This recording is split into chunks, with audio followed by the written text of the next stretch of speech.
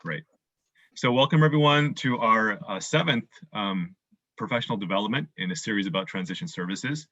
Today we're going to be talking about post-secondary options. And before we go any further, my name is Joseph Lee. I'm the specialist for transition services. Welcome everyone, all of our transition teachers and our partners from other departments as well as from schools. You're welcome to join us every Thursday for the transition series, and we'll be running through May. I just wanted to thank all of our presenters today for coming and speaking, and also to Ann Nygren for organizing this event. So this year we had a very unique opportunity to hear more about the work we do and the partners that we have, and just so that we could bring it back to our schools and support our students. So I'm super grateful for this opportunity. Even as schools reopen, that we can continue to provide this information. So before we go on any further, I just wanted to pass it on to Ann, and she's going to talk more about our presenters today. Ann? Okay, thank you, Joseph. Hi, everybody. I am Ann Nygren, and today is the 7th seminar within the Transition Institute.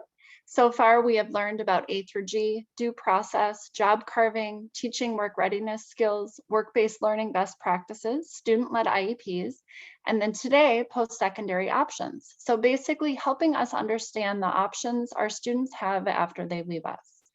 Today, we are very grateful to have a little bit different format than previous webinars. We have 6 different options here to share with us. The 6 options are occupational centers, Job Corps, military, community colleges, universities, and the Employment Development Department. Each option will be given about 10 minutes to share, and it is our hope today that we will have a general overview of the option, what we need to know as we help our students transition, and then to also extend the relationship from here. So as attendees, you are welcome to reach out to these presenters for a follow-up conversation or to arrange an individualized presentation for your students.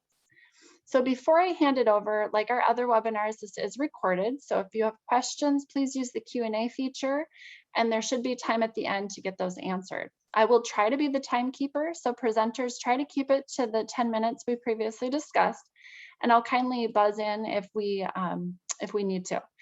Timing wise, we should be wrapped up by about 2:15, so a little bit later than our previous webinars.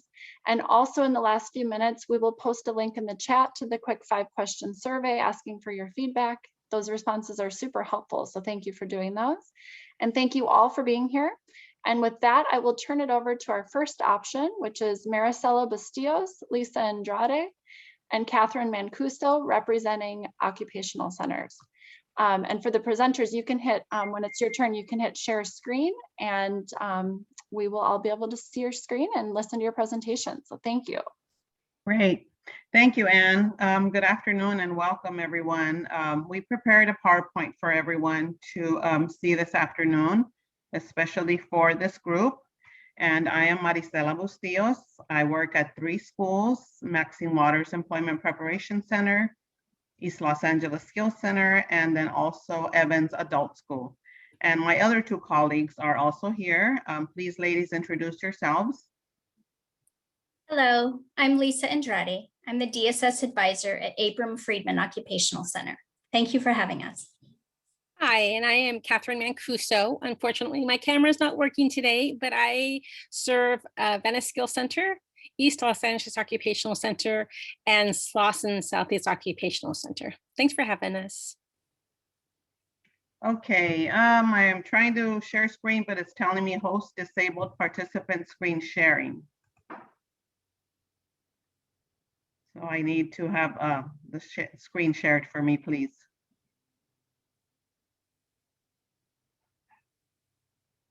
Sorry, Maricela, go ahead and try now. Okay, here we go. Okay. Let me. So just to interject, we will be putting some helpful links to some of the information in the chat. Is that okay with everyone? And also, yeah, that works. Okay, great. And if you have questions and answers, feel free to put them in the chat and we will try to answer them. Or we can wait until the end of the program, as Ann mentioned. So we will start with the PowerPoint.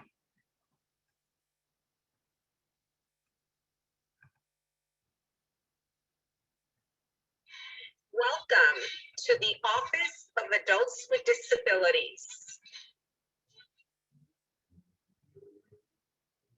Today, we would like to share with you what Los Angeles Unified School District offers at the adult school campuses, how we can help you, and how you can reach us to get started.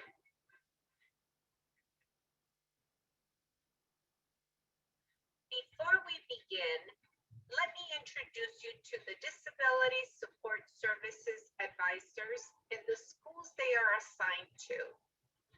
Lisa Andrade, AFOC, Lisa Cantu, Harbor OC and LATC, Catherine Mancuso, East LA Occupational Center, Venice and Slauson, Marisela Bustillos, East LA Skills, Evans, and Maxine Waters, and Teresa Romero, North Valley and West Valley Occupational Center.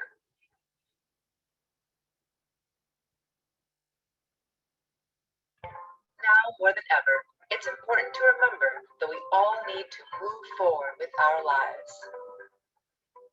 Right now, the Division of Adult and Career Education of the Los Angeles Unified School District is offering tuition-free classes for all of its fall courses. Move forward with a new career. We offer over 100 training courses in areas such as health, computers and cybersecurity, building and grounds, the construction trades, and much more. Move forward by getting your high school diploma or equivalency. Move forward by learning English in our extensive ESL program. Tuition is free for an unlimited time, so take advantage of this opportunity now to move forward with your life. To learn more about available classes and enrollment, go to wearedace.org/enroll.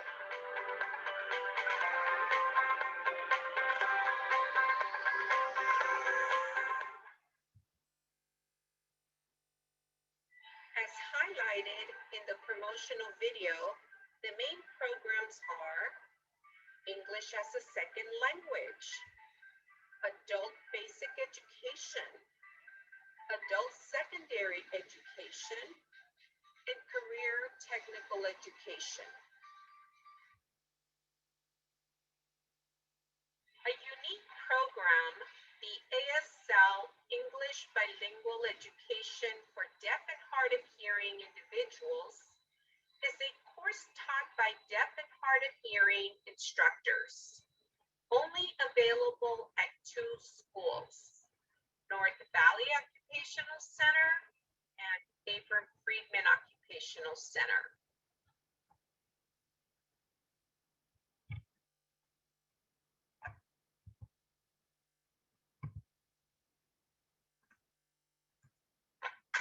There are over 175 different career technical education courses offered at our schools. We have an enrollment of over 14,000 students annually. 2 out of 3 of our graduates get a job within 12 months.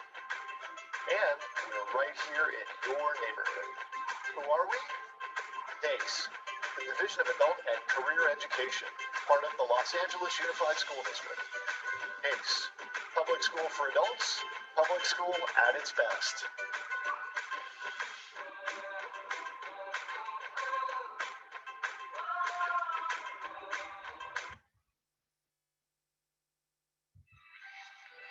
As outlined in the video, career and technical education focuses on teaching tech-based and career-oriented skills. The next 3 slides highlights some exceptional programs offered at selected campuses. Aviation and aircraft mechanics,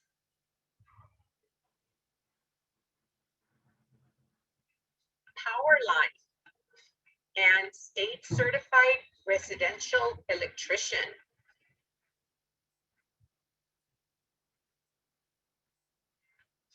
Licensed vocational nursing, and pharmacy technician.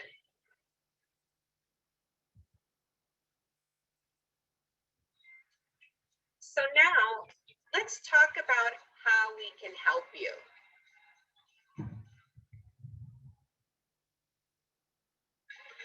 The Disability Support Services Office is available to assist you with personalized registration, course advisement, test and classroom accommodations, braille and large print materials, provide you with assistive devices if needed, sign language interpreters, and agency referrals.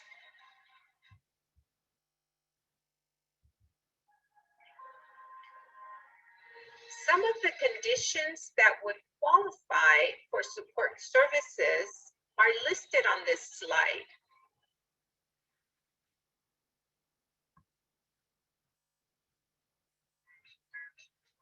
How can you reach us? Please visit our website at wearedace.org/DSS. The link on this slide will take you directly to our DSS page.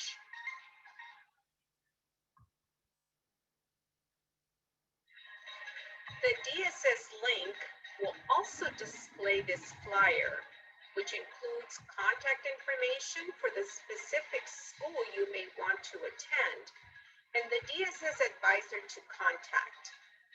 You may want to take a picture of this slide.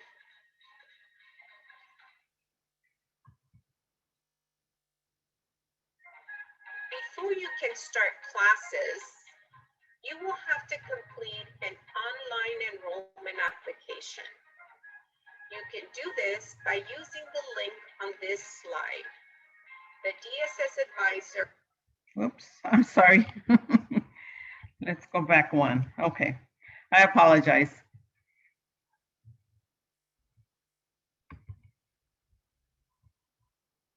Okay. And now we think we lost the voice. Students Okay. will need verification of disability prior to registration. The form on this slide may be used, or students may provide a copy of their exit IEP, medical documentation, or other form of disability verification.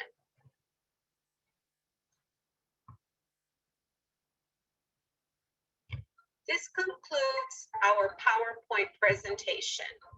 We thank you for your attention, and we look forward to meeting you soon. Okay. Do we have any- Wonderful. Wonderful, thank you. I think what we'll do is if people have specific questions, because then we could spend the whole rest of the time, I'm sure, with questions. So hold on to your questions about their presentation for the end, and then we will move on to the next presenter, which is Wakia Easter from the Job Corps. So go ahead, Wakia, and you may share your screen. Thank you.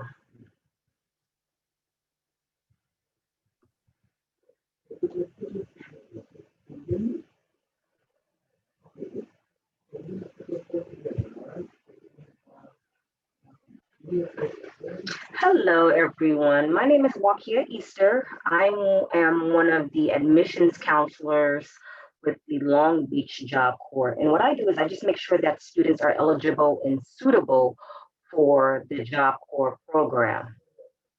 So Job Corps, we've been around for a very, very long time. Job Corps was actually established in 1964. We are a federally funded program. We're actually funded by the U.S. Department of Labor. We have over 123 Job Corps throughout the state. But today I will be speaking specifically for the Long Beach Job Corps. So just a refresher, what is Job Corps? We are an enhanced vocational program that services youth ages 16 to 24 years of age. We are absolutely free for those who qualify. Now, there's other free programs out there. However, what makes us different is that we offer free residential dorms. So you do have the opportunity to be a resident or a non-resident. It is the student's choice.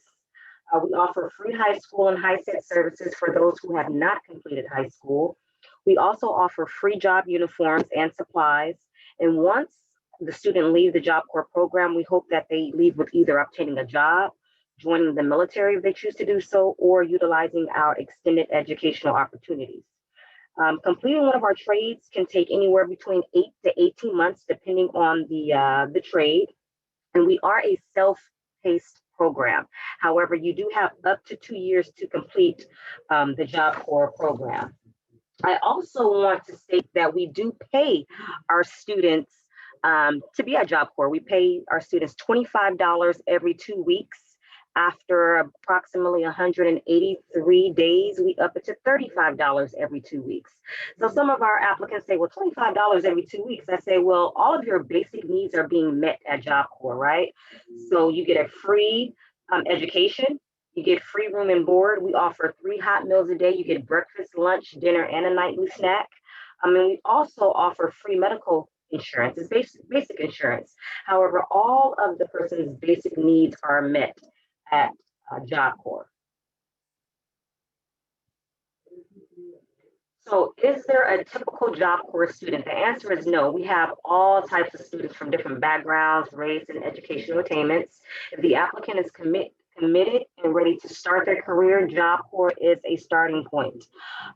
Job Corps, usually people say, well, Job Corps is for at-risk students. No, it's not. I've actually enrolled students with a bachelor's degree before.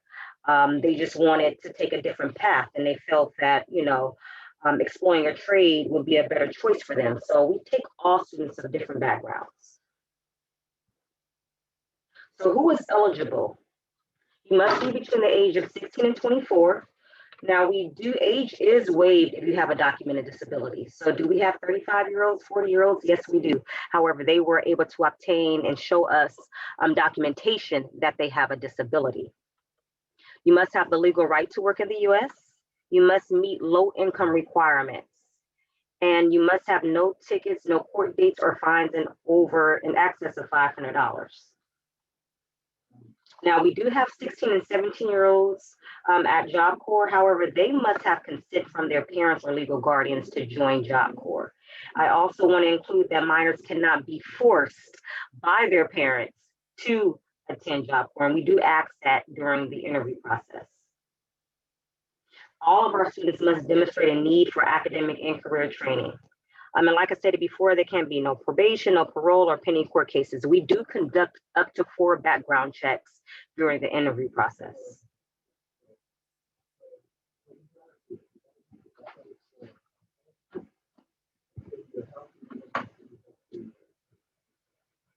So career technical trainings. Like I stated in the beginning, we do have over 123 Job Corps, and every Job Corps offers different trades. So this is for the Long Beach Job Corps. At the Long Beach Job Corps, we have our healthcare trades and our construction trades. So our first trade is certified nursing assistant. This is usually the beginning of your nursing career. So for those students who want to, pursue a career as an LVN or RN, I suggest certified nursing assistant. Most of our CNAs, they end up working in nursing homes. They do in-home care, assisted living facilities. Here they learn how to feed, bathe, and dress patients, and perform basic nursing responsibilities. Next is our clinical medical assistant. Our clinical medical assistants, they primarily work in the back offices of medical centers and practices.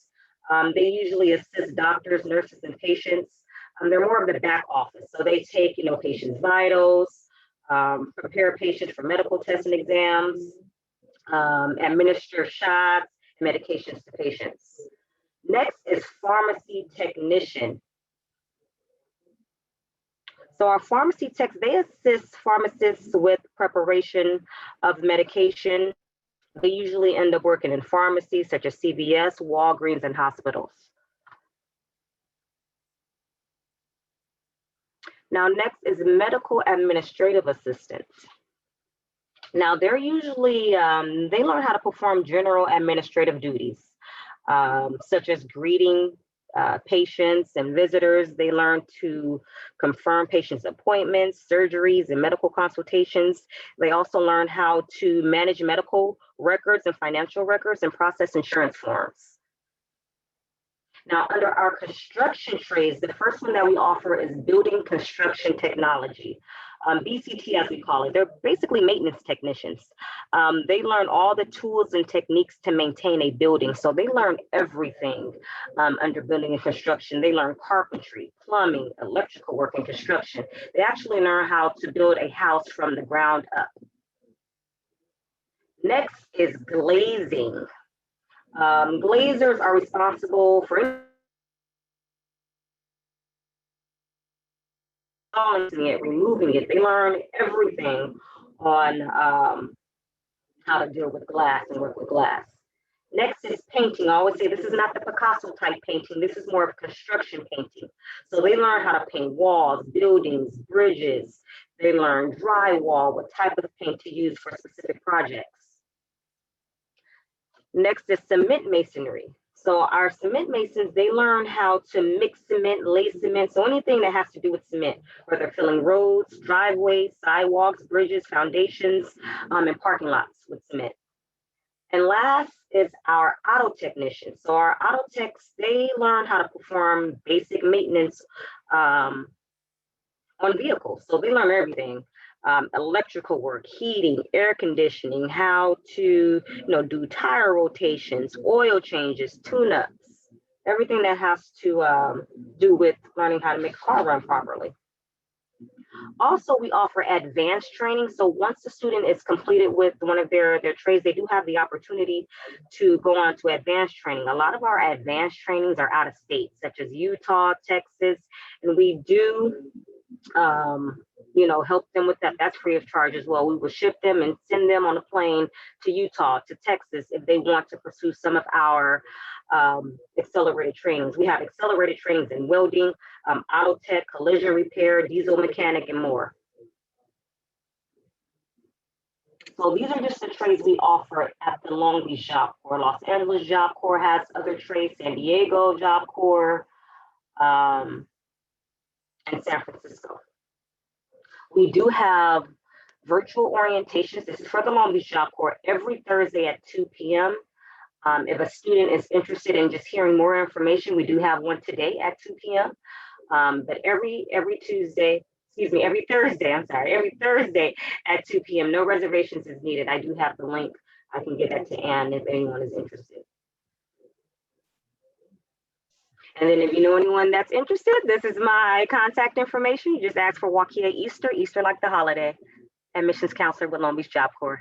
And I'm done. Thank you. Wonderful, thank you. And if you want to put any links for all of the presenters, if you want to put any links in the chat box, you're welcome to do that for more information. Okay, wonderful, thank you. So next we have representing the military, we have Quint Turner. So it is your time and you can share your screen whenever you're ready, Quint. Good afternoon, good afternoon. My name is Quint Turner. I'm in the process of sharing my screen right now.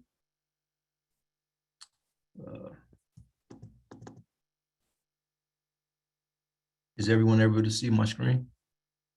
Yes. All right, perfect, perfect. So let me back up a little bit.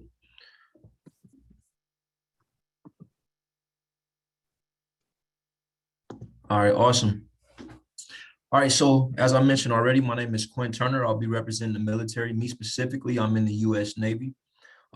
Today, I'll just be telling you guys if you guys have any students or anyone that's interested in joining the military on that process.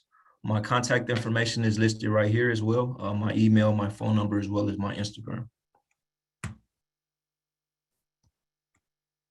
All right, so what are your options?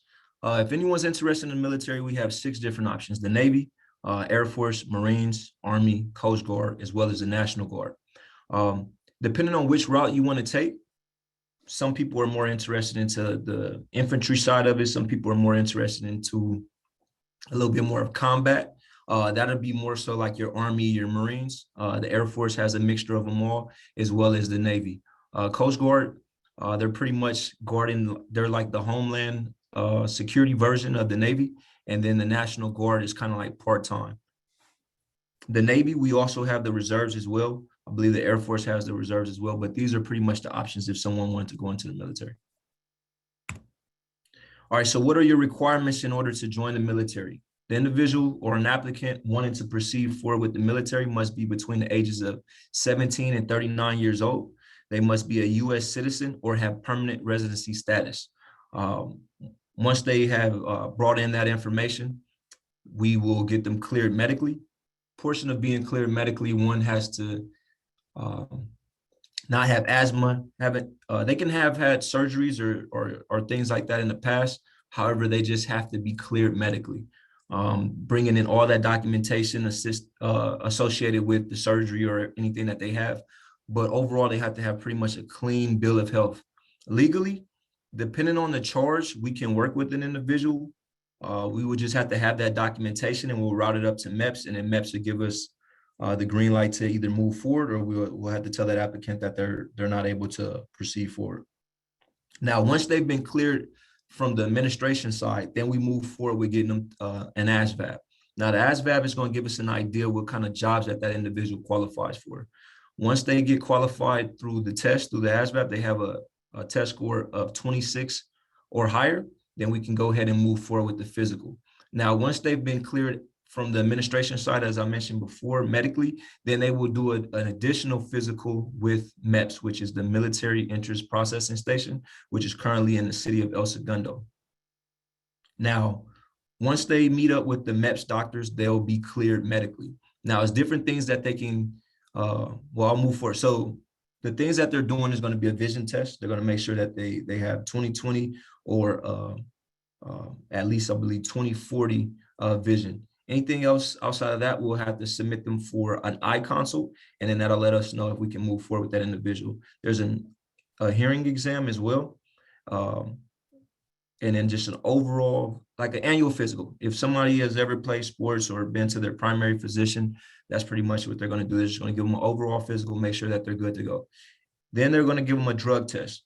A lot of applicants, we've got the question in the past, they're because it's legal from the statewide regarding marijuana, federally it's still illegal, so marijuana is still a no-go. But once they get the drug test, then they can go ahead and move forward to the fingerprint phase. And then this is where we'll get those individuals classified. All right, so kind of like I mentioned already, they'll move forward, they'll come into the office, we'll give them a practice test. This practice test is going to give us an idea how well they're doing the ASVAB. Then they'll bring in their birth certificate, social security card, diploma, or a picture ID or a driver's license. In addition to that, if they have a permanent residency card, we can move forward with that as well. They'll take the test, complete a physical, and after the physical is where they'll pick the job. And then once they pick the job, then they'll move forward towards boot camp. Now, there's two different options, the active option, which is full-time, or the reserve option, which is part-time. So a lot of people who are still in school, or some people who already have, pretty decent jobs. We get a lot of firefighters, a lot of LAPD officers who end up going the reserve route. Sometimes even pilots that work for Delta, things of that nature, they come into the reserves to, supplement their income, supplement medical, dental, things of that nature. Someone going the active route, that's going to be pretty much full-time, 365. All right, so what they should expect. So once they've been cleared, they have a contract to be in the Navy. They'll be in our DEP pool program. Now, the DEP pool program stands for Delayed Entry Program. In this program, we're going to basically get them ready for boot camp. Boot camp is currently 8 weeks. Prior to getting to boot camp, there's going to be a 2-week quarantine phase. During this environment right now, we're doing a 2-week quarantine phase, and then they'll move into the 8 weeks of their training. Now, once they complete boot camp, they move towards A school. A school is almost like being in, say, for instance, a Job Corps or any type of educational program. They're going to get them trained up in the field that they decide that they want to do for the Navy. So this field can be anything from culinary arts all the way to nuclear engineering. Now, the schools can be anywhere from about 2 weeks to 2 years. It just depends on the program that you're going into. If you're going into a more elite program, then you're going to be in the school for a little bit longer. Something like mass communications, that school is probably about 4 months. Anything IT, information technician related, anything Intel related is going to be anywhere from 6 months to about a year. And then as the programs get a little bit more advanced, then you'll be in there between 18 months and about 2 years. So nuclear engineers, they're going to be in school learning about physics, calculus, different type of science, math class, physics, and stuff like that for about 2 years, preparing them to go into that nuclear engineering field. Navy SEALs, those guys that want to go into a little bit more of the combative roles, they're going to go to combat training, parachute training, dive training, underwater welding training, explosive ordnance handling training, things like that for about 2 years before they're able to move forward. Then once you complete your school, you're going to go into your command, which is, that's where you'll be doing your job. Now, once you're at your command level, it's more like a 9 to 5. You kind of do that job Monday through Friday, depending on if you have duty or if you have anything that's going on that it requires you for that time frame, then you will come in. Or if you're in a deployable status, then that's going to extend that time frame as well. Deployments usually range between 6 months and a year, and that's going to be based on each branch. The Navy, ours is about 6 months. Some of the other branches do usually about a year. All right, what are some of the benefits as far as joining? So you have tuition assistance. This allows individuals to go to school for free. That's across every single branch. Medical dental, free medical dental. Stable pay, stable vacation time. Usually we get about 2.5 days per month. So 30 days off per year. This is not including federal holidays, Martin Luther King Day, Thanksgiving, St. Patrick's Day, day after Super Bowl, things like that. These are also different holidays and days that we usually get off as well. In addition to that, we get the GI Forever Bill. Now, the GI Forever Bill allows one to go to school for 36 months and use those educational benefits in addition while receiving BAH, which is Basic Allowance for Housing. For the LA area, Basic Allowance for Housing is about $2,800 to $2,900 a month, and it depends on your pay grade as well. But someone using that money to go to school, they'll get E5 BH, which is about $2,900 for the LA area. We also have different scholarships that are like veteran scholarships outside of the GI Bill. Different things. I know the state of California has a program if you are a dependent of someone who was in the military, then you're able to go to school, I think CSU for the first 3 years for free. So it's a lot of different programs for veterans and their families. And then everyone always is asking about the VA loan. This is the zero money down. You probably heard about this one. It allows you to purchase a home with zero money down. I know we're going to hold questions towards the end. There's a couple of things that I just want to clarify as well. So going the enlisted route is pretty much going E1 through E9, if someone was interested in that. Now that pay is between $1,784 a month to $8,753 a month. And this is all across the board. You have your basic pay. This is what you're taxed on annually. And then in the military, we have different allowances. So one is BAS, which is Basic Allowance for Substance. This is about $367 a month. BAH, depending on your pay grade, this can go up to about $5,000 extra a month. CPay between $75 and $767. Flight deck pay is pretty much the same, $125 across the board. And to be clear, some of these pays I said between $2,800 and $5,000. These are going to be based on how long you've been in the military as well as your pay grade as well. And that's pretty much all I have for right now. If anybody has any questions, I'll stay to the end so I can answer them, as well as my contact information is in the PowerPoint as well. So feel free to reach out and I'll do my best to answer any questions you all may have. Wonderful, thank you. And if there are questions, you can, as attendees, you can start putting them in the Q&A. And then that way at the end, we can get to the questions right away. So go ahead and start putting specific questions in the Q&A if you have them. Thank you very much, Quint. That was super helpful. Next, we will move on to community colleges, and we have Grace Hernandez and David Green. You may go ahead and start sharing your screen.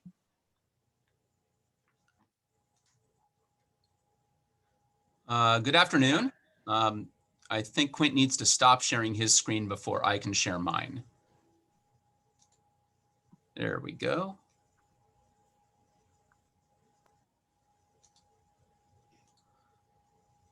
Okay.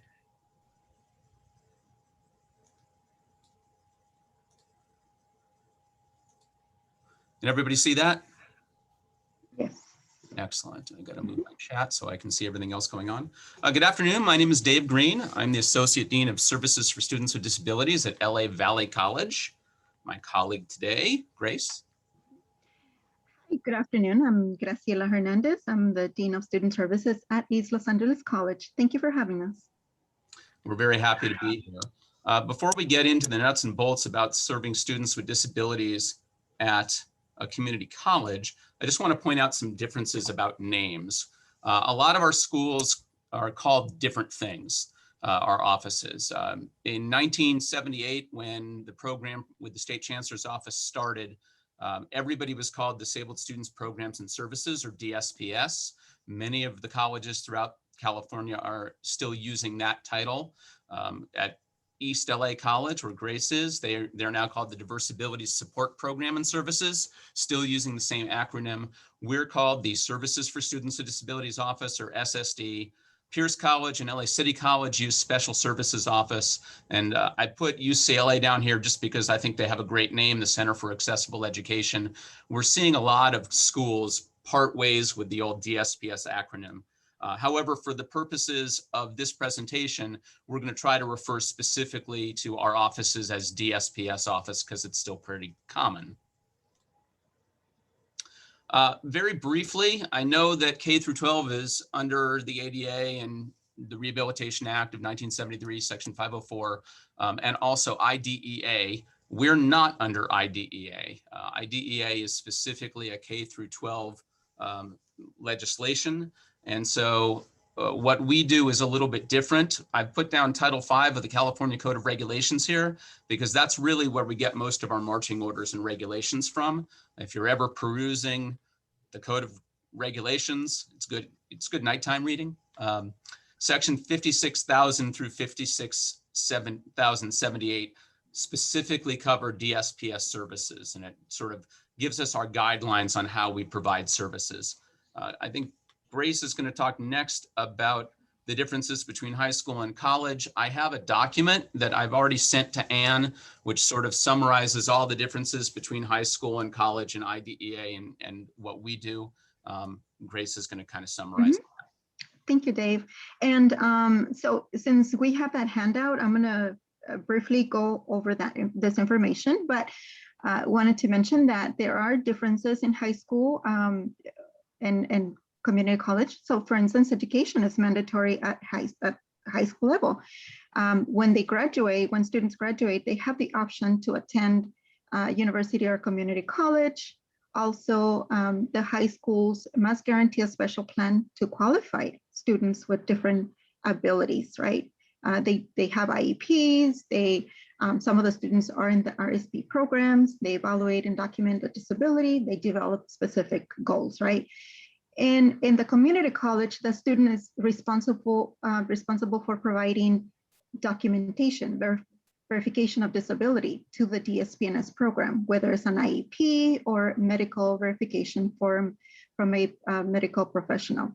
Students are also more independent, and they set their academic goals with the assistance of the counselor or disability specialist. Also, the students, after they join the program, they come in and they talk to our office, and they request accommodations and services. At the high school level, you offer special ed classes. At the community college, we don't offer special education, but all the classes are open to all the students. And in terms of parent consent, at the high school level, the parents do have access to their documents, transcripts. They participate in meetings, accommodations. At the college level, there's no parental consent unless the student gives permission.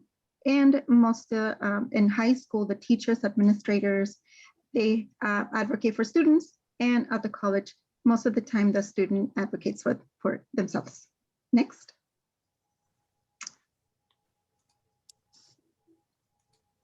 The other way. Okay. We also wanted to talk about the certificate versus a degree. What's the difference? And things to consider so you could help the students is the time, cost, number of courses taken. For instance, a certificate takes from a few months to 2 years to complete. They focus on specific and practical skills, and will only, someone who's in a certificate program will only learn about specific major or discipline. For instance, maybe they're doing a certificate in child development or a certificate in auto technology, and the certificates can prepare the students for an entry-level job. Whereas in a degree, it's typically taking between 2 to 4 years to complete. The knowledge you get is more greater in depth, and the classes or courses that you take, they pertain to general education, math, English, science. The degree can probably prepare you for an upper level positions. They have more opportunities for those students who are working towards the degree, and pretty much gives you a higher pay. Thank you. And I think the next one is Dave. So kind of in a nutshell, and what we try to do is we try to promote and provide equal access for students with disabilities to educational programs and activities that are offered at the college. We determine with the student what reasonable accommodations might be for their disabilities, as long as we have the documentation of their disability. It's with that documentation of disability that we can determine whether or not they're eligible for services. In the state of California under Title V, we have to have documentation that identifies a specific disability by diagnosis, and also either the documentation or through discussion with the student, we have to identify what the educational limitations are in order to qualify somebody for eligibility with our programs. Once we've had that discussion about eligibility and have determined that they are eligible, we will discuss with the student what accommodations might be appropriate based on their limitations. This is called the interactive process that is required by law, and it's individualized. And ultimately, we try to ensure that the policies and procedures at our schools allow for accessibility and that physical compliance to all college facilities is being maintained. And in our program, obviously there's responsibilities, right? So we are responsible to collect and assess verification of disabilities. We are also responsible to identify reasonable accommodations and services for the students. We facilitate certain accommodations, such as test accommodations. The faculty members might not have this space, and they utilize our office to facilitate that. Also, the DSPNS supports the students, and it may involve enhanced advocacy. And we're also responsible and serve as a source for faculty to provide information, guidance. Some faculty member might be having some difficulty providing accommodations and or might ask for advice, and we are happy to assist them too. We also promote best practices of inclusion for students with disabilities across the campus. And this is where we provide activities such as Disability Awareness Day, where we can bring awareness to the campus at large. And just as we have, the program has responsibilities, the student also has responsibilities. For instance, they need to provide verification of disability to DSPNS office. The student has to meet with the DSPNS counselor or disability specialist to discuss and request the services and accommodations, and that's going to be every semester. This pertains to an interactive process. And also the student has the responsibility to inform the DSPNS if there's any issues with the accommodation, so that we can mitigate the situation as soon as possible. We don't want the students to wait till the end or till the middle of the semester, when it's going to be a little bit harder for us to mitigate the situation. But always encourage the students to make sure that they bring up any situations early on. So what we have here is a list of common accommodations and services. It's not comprehensive because there's no such thing as a comprehensive list to accommodations. What you'll see frequently is we offer Priority registration, that's a really important one. Referrals for tutoring, equipment loans, access to assistive technology, test taking accommodations, and so forth. But as every accommodation, all the accommodations are set up individually with students, we could be discussing new accommodations that don't appear on this list at any point in time. What's important for the student is to in terms of registering with our offices, is they need to apply to the college. By applying to the college, they'll get an ID number, which is ever important to do anything, any type of transaction with the college. Once they have that, they need to send us their verification of disability so that we can review it. Then they make that appointment to have the interactive process or intake with a disability specialist or a counselor. And then they request their accommodations for specific classes every semester. Somebody asked a question that they sent to us about placement tests. We no longer offer the placement tests for English and math. That's now done through what we call multiple measures.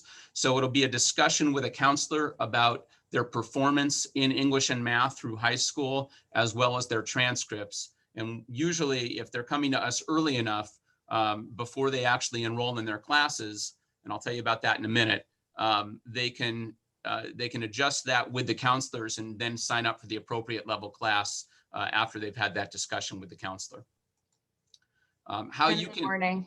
Okay, going as fast as I can. How you can help with the process is that you can encourage participation in senior day activities if your high schools are participating in that. That sort of gives them an into the college so that they know what's going on and how to enroll. You can encourage them to seek out the DSPS office on campus because if they don't come to us, we're probably not going to find them. They have to find us. Our websites right now all have virtual help desks. So if they go to our website, click on live chat during our regular business hours, they'll get to talk to somebody and chat with somebody pretty quickly. Consider looking at what's available on our websites. We have lots of information. We have our forms online there. Anything about what eligibility criteria might be, maybe share that with your students someday to look at a particular college in your area. That would be helpful. And talk to your students about continuing their services and accommodations through college. I put a note here about encouraging them to maybe enroll in a non-credit course before they graduate. If they do that, it develops an enrollment record in our student information system. That enrollment record is what triggers their ability to register with our office. Once they have an enrollment record, they can come to us and register with us. And then if they're early enough in the spring semester, we can get them locked in for priority registration, which means that they get to enroll 3 days before the general population gets to enroll. It's really, really helpful when they're looking for specific classes. I'm going to make sure that you have our contact information. So if you have specific questions about that, you can email us or ask Grace afterwards. That's pretty much it from us. Wonderful, thank you. And I put the document that you emailed me, Dave, I shared that in the chat box too for everyone. So great. I also sent you a copy of the PowerPoint. Okay, great. All right, next up, representing universities, we have Delmas Sosa. You can go ahead and share your screen whenever you're ready. Good afternoon, everybody. Let me go ahead and share my screen.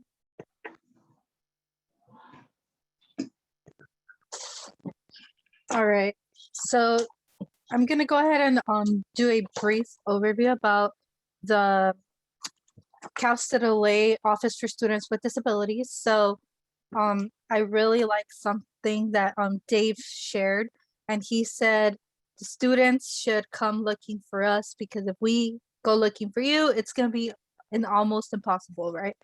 There's so many students. So this is some of our staff here. As you can see, everyone's working virtually. And the Office for Students with Disabilities is here to work and provide equitable learning environment to our students.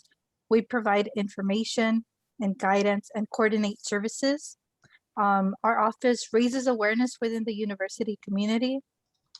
And we work actively within the university community to develop an accessible, educational, and inclusive environment. We are on campus due to a few laws. So one of them is the Americans with Disabilities Act of 1990. The next one is the Section 504 and 508 of the Rehabilitation Act of 1973. And most importantly, because the CSU policies require us to be on campus. And we want to, if you guys can see the bottom of the screen here, we have a short message. So students, do not let the stigma of disability prevent you from seeking the additional support that you need or referring a friend to our office that may benefit from our services. Unlike other places, you will not be penalized, laughed at, or judged because you use our services. Our overall goal is to help you achieve academic success. And that's what OSD is here to do. We try our best to provide an equitable learning environment to our students so that they can have the same success as the rest of their classmates. And who are the OSD students? So here is a brief overview of the students that we work with. We work with students that have testing anxiety. They have a diagnosis of attention deficit hyperactivity disorder. I, in particular, work with the deaf and hard of hearing students. We also work with students that have mobility and physical impairments, learning disabilities, neurological disorders. And for those students that are in high school, if you have an IEP or a 504 plan, being eligible for those services will also qualify you to register with the OSC office at Cal State LA. So our primary services, and these are not the only services, but they're the most frequently used, are the deaf and hard of hearing services, where one of my roles is to schedule the real-time captioning services and ASL interpreters for our students. We also provide note-taking services. So these are peer volunteers that will volunteer to share their notes, and everything is done online. The note taker will actually get a stipend of up to $100 per class, and they also are eligible for priority registration. So we encourage for those students that maybe do not need the note taking services, but you would like to volunteer as a note taker, you can also do that with our office. We have the Assistive Technology Learning Center and Alternative Media Production Center. So this is a location where Jose Amanero, he's a coordinator there.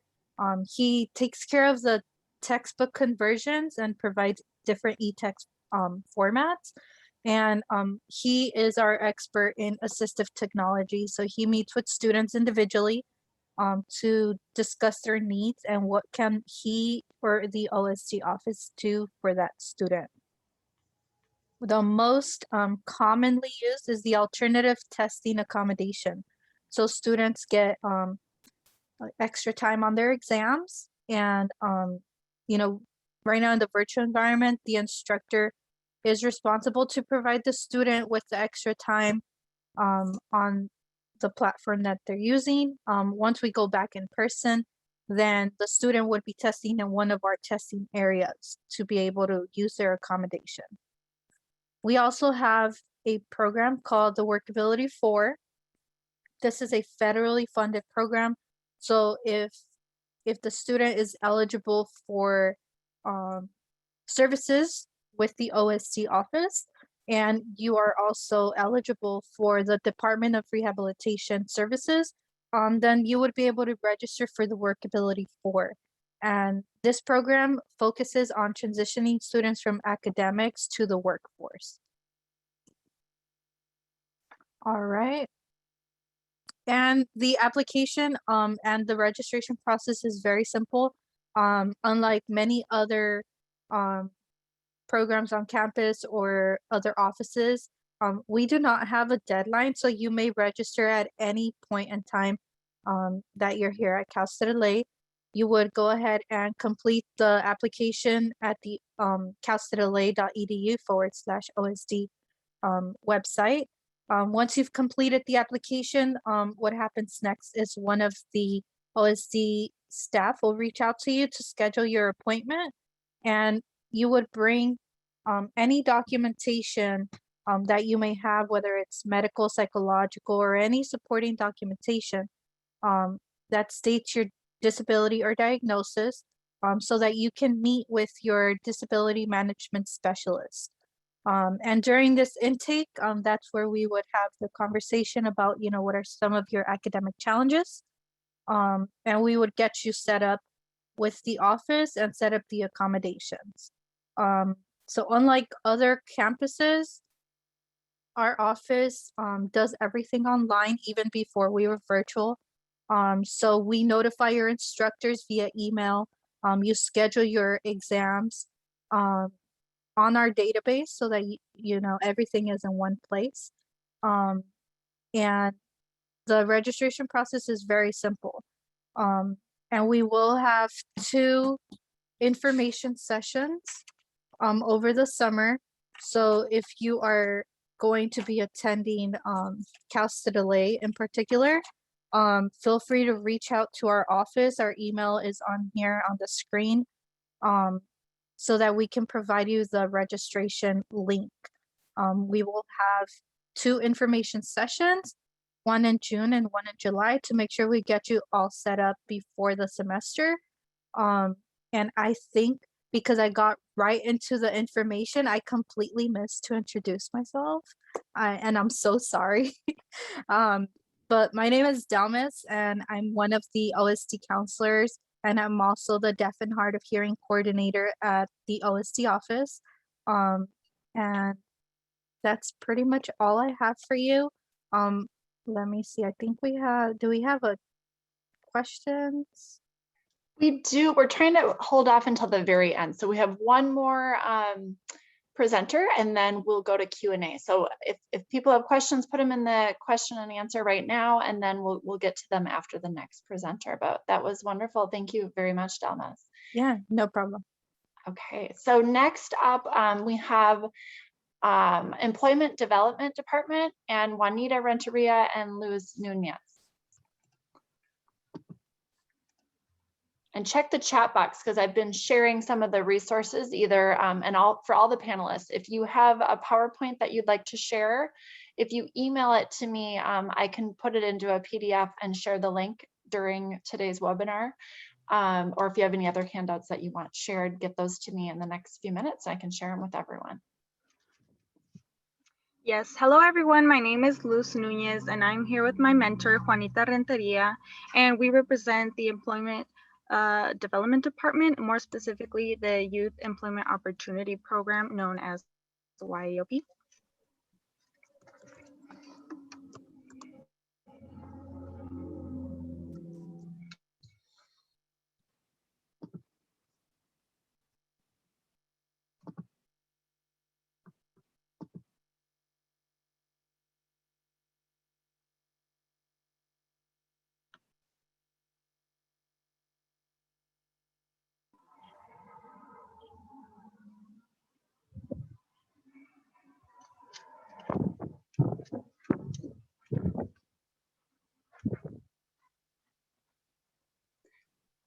I'm not hearing audio. I'm not sure if we're supposed to be hearing audio. I can see a PowerPoint slideshow screen.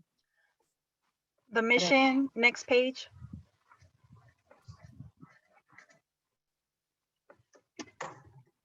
So college exploration, as we know, college is new to everyone graduating from high school. So we help with the college search, as well as college applications, how to apply, the different kinds of applications, what is necessary. So like personal statement, letters of rec, and also the funding for college. We provide assistance in understanding what the FAFSA is. Next slide. So job placement, we work one-on-one with individuals in seeking job opportunities that are more appropriate for him or her. So we provide information about the current job market, as well as suiting his or her needs of interest.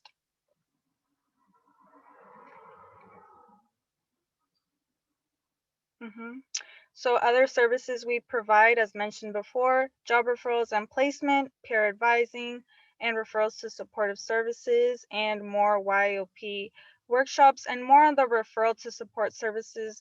So if a client needs attire for an interview, we could provide resources on that regard, or transportation. We have referrals on that regard as well. So it's all tailored to what he or she needs. And referral to other training programs.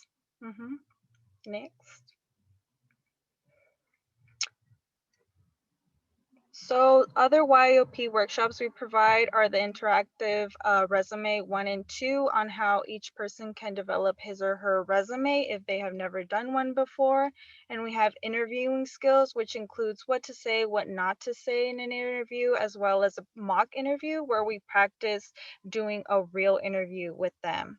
And then Dress for Success tips also discusses more in depth about what to wear and what not to wear when you do host a job interview. Next slide.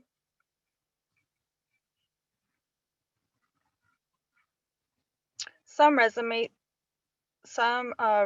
tips. So we recommend having more than one resume just because not all jobs are the same. So you want to be as generalizable as you can and tailor each of your skills to the jobs that you are applying to, and keeping it short to 1 page maximum. And how to prepare a cover letter. I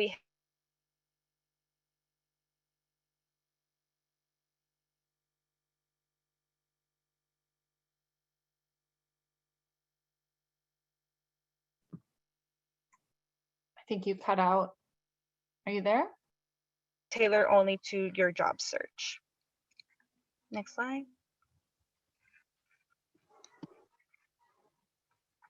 So some interviewing skills and tips. Take care to answer the questions. We provide mock questions, as mentioned before. We give you ahead of time a list of questions for you to answer, and then we host, when you meet with one of us, those same questions, and we discuss your answers and how to improve them. You don't want to say too much. You know, sometimes we go off the bat and saying other things, so we help narrow it down. And then use appropriate language, you know, no foul language, no disclosing of personal information, things of that sort. Next slide.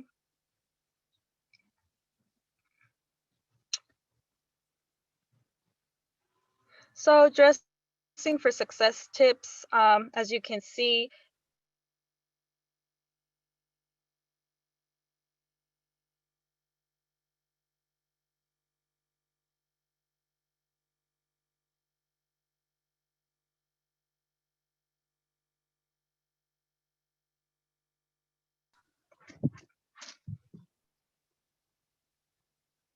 Panelists, am I the only one that it's cutting out on?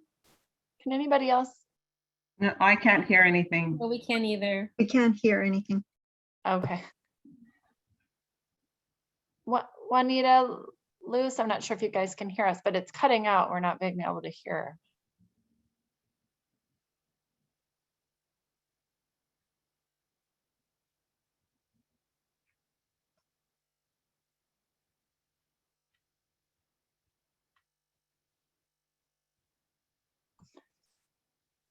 Perhaps try maybe stop sharing your screen, reshare, and then turn off your microphone, put it back on, or mute yourself and unmute yourself and see if that works.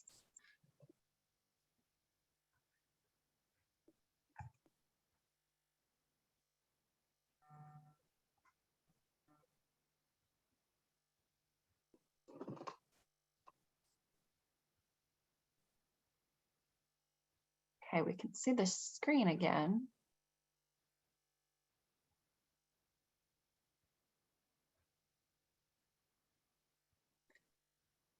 So both Juanita and Luz are, we can't hear either one of you.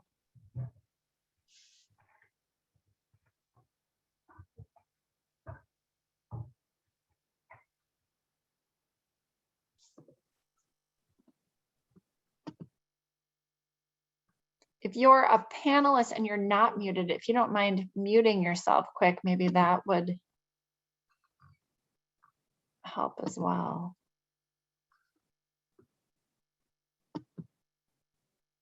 Okay, so maybe we, yeah, or the presenters could, if audio is not working through your computer, you could call in through Zoom to finish up the last slides. Just text me or message me, or send me an email with what you'd like to do. What we could do is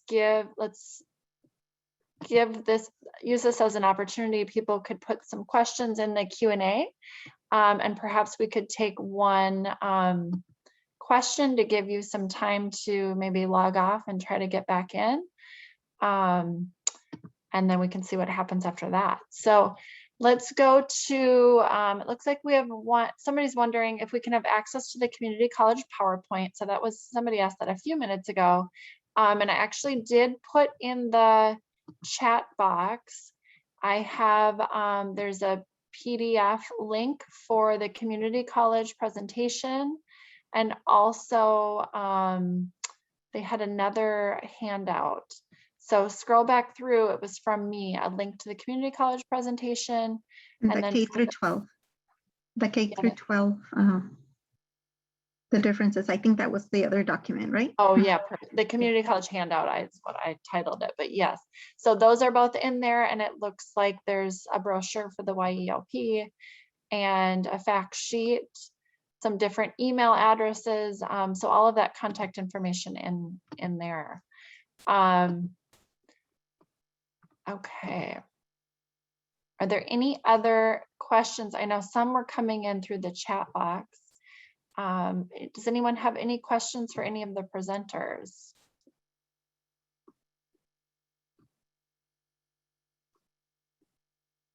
Okay, we have one. Someone is asking, are occupational centers offering free tuition to all students? And if so, until when? And how do students apply for the free tuition? So that's occupational presenters. Oh, yes, we are offering tuition free. We really don't have a date of when that would end. But for this upcoming semester, which begins in the fall, tuition is free for all courses. Wow, and so does that include, like, let's say that there's the cosmetology program, the course would be free, and then do they buy their own materials? That is correct. So for example, cosmetology is $900 per course. Tuition, that's free right now. They would just be responsible for their books and their kit, just as well as like LBN. LBN is a very costly program. The tuition is free. They're only responsible for the books and materials and uniforms. Wow, that's wonderful. So if I might interject, we have cosmetology at our school, and right now we're doing the MindTap online learning platform. So they would also need to purchase the 2-year access to the MindTap. Okay, and who the person that just spoke, the picture didn't show up on mine. Who was that? Sorry, that was Lisa Andrade from Able Occupational Center. Got it, thank you. Okay, then it looks like we have another question.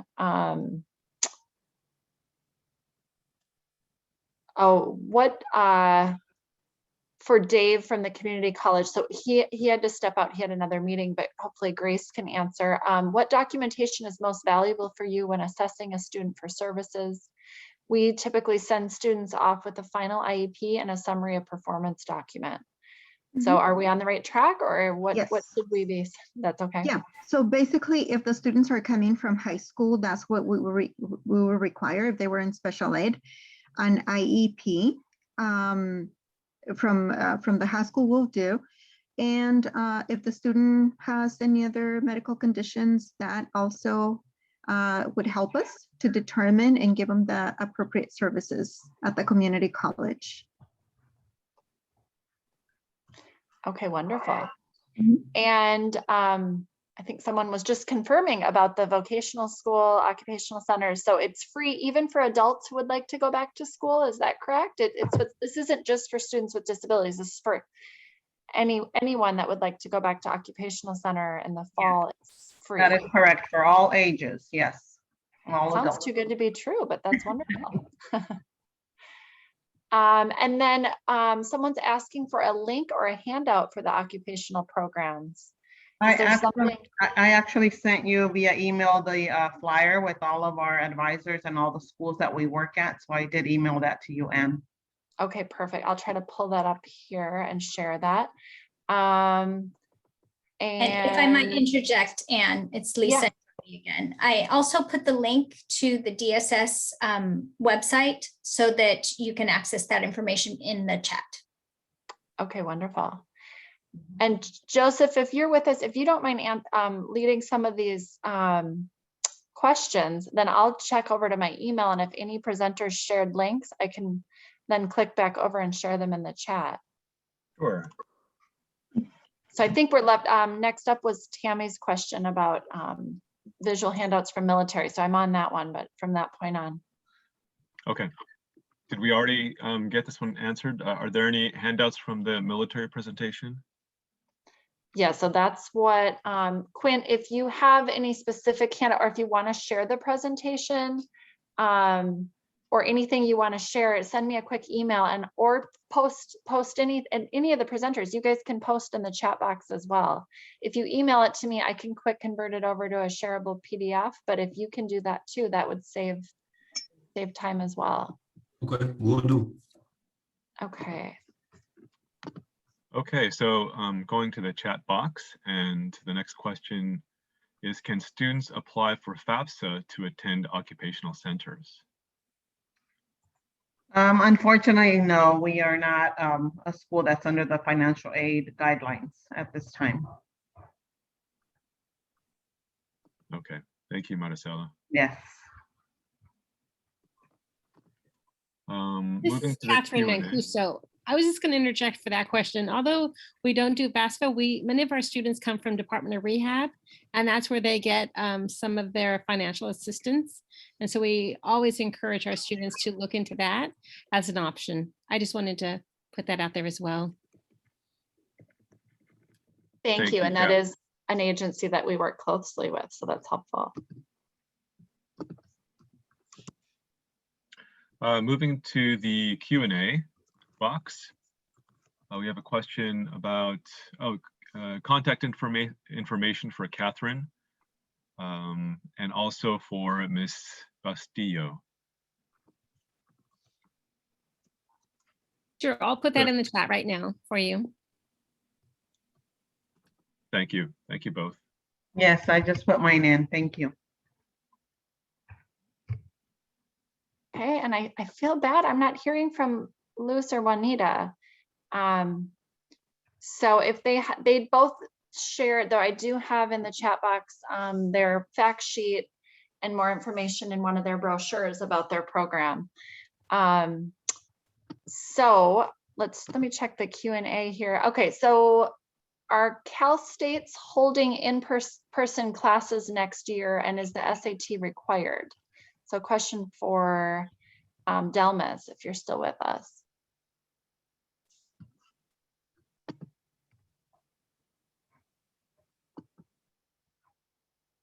Okay, we'll check in here and see.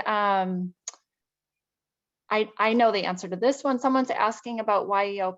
If they're still here, do they present at schools? And I know that they do. They've always been very willing to come out to schools and do presentations, speak to students, senior meetings, anything like that, because it's a great way for them to get information out about their summer programs that they have as well. So if you can reach out to your local office, they're normally happy to do that. Someone is asking if there's childcare for students available at any or all of these programs. So that would probably be more university, community college, any of the DACE programs. I think Job Corps, if Wakia, you're still here, I believe Job Corps does. Go ahead and unmute yourself and share if your program does. Yes, Job Corps provides childcare. You must be a non-resident with Job Corps. Okay, thank you. And we give first priority to our students And the Job Corps Center at the Child Care Center is on campus as well. Wonderful, thank you. For East LA College, at the community college, at least for East LA College, we don't offer childcare, but we do have a child development center. And some of the students are able to take, when we're back to in-person services, some students do take their children there, and they might qualify for assistance also. Wonderful. Does anybody, any of the other options want to share childcare?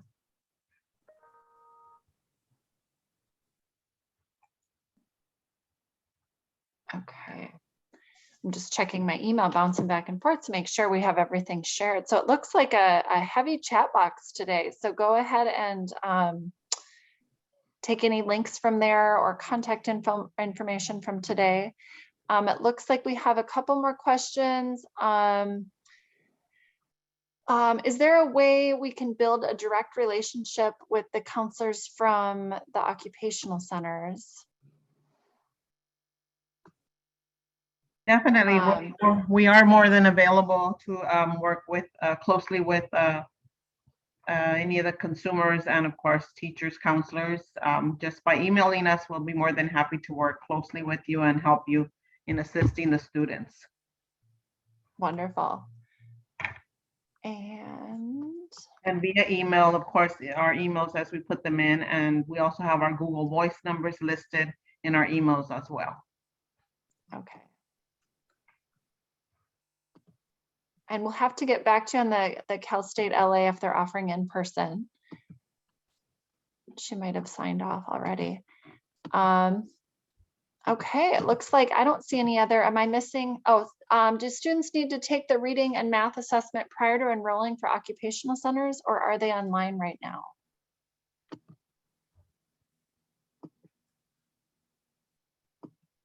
There are assessments for some particular programs. It would depend on what they are interested in taking.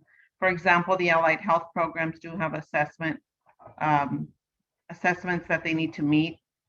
So it would depend on the program that they choose, and we would help them with that information. Okay, wonderful. Lots of questions about occupational centers. So thank you for everyone, for all of the presenters being here today and helping us as transition staff understand a little bit more about the options that our students have available. I know it's always hard to be experts at each of the different options, but I think today was a good step in the right direction for us to have the experts out there that are in charge of the different options to come in and share with us information about your programs and your services, so that when students come to us, we know how to help prepare them for that next step. So thank you all for being here. Next week, we have another Transition Institute, and the topic will be guardianships and conservatorship. So please join us for that if you are interested. Before you sign off, the link to the survey to give us feedback on today's seminar is posted in the chat box. So please click on that and take a couple minutes and let us know what you thought of today. And I think that's it for today. So we will stop recording and click the end button. Thank you.